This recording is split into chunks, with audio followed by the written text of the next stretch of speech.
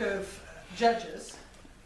But if you go do the stories in chronological order, sometime about the time of Samson's time that he was judging, the book of Ruth occurs, and then the end of Judges, if I've got it straight. Anyway, we're in the book of Ruth today, which is right here. So we're progressing pretty good. There was a woman named Naomi, and she had a husband, and she had 2 sons. And they lived in Israel because they were Israelites.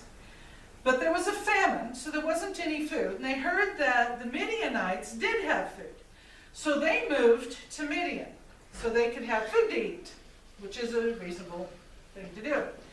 While they were there, Naomi's husband died. And I'm sure she was quite sad.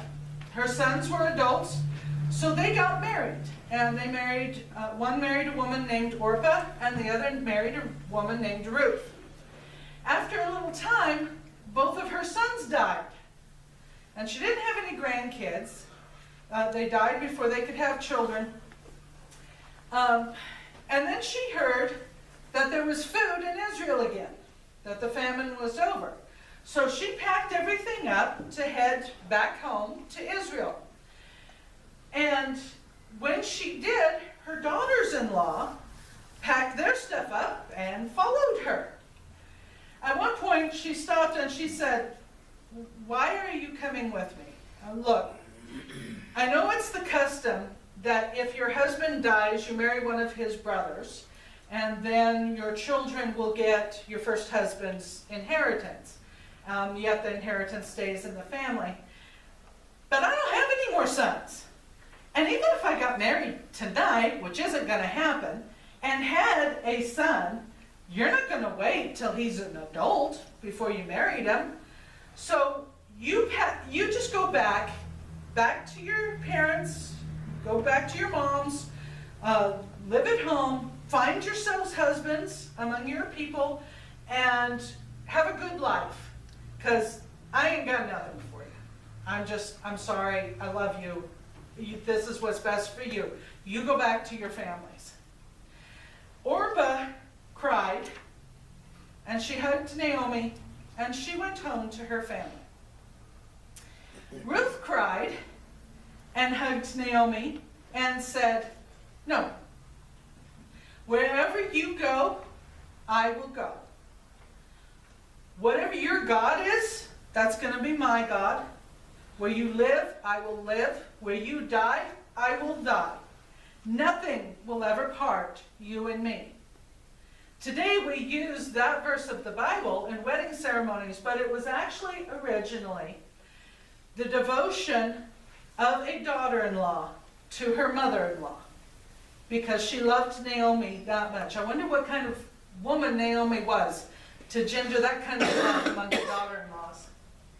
They went back to Israel.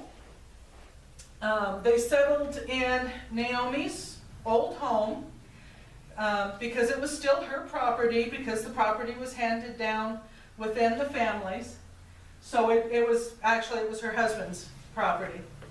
And they needed to find a way to make a living.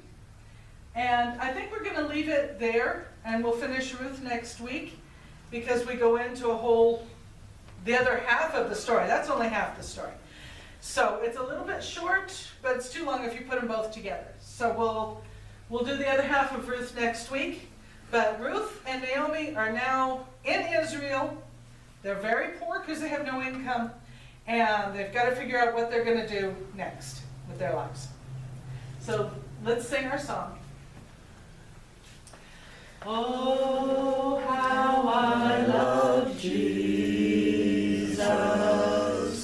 Oh, how I love Jesus. Oh, how I love Jesus. Because he first loved me. Oh, how I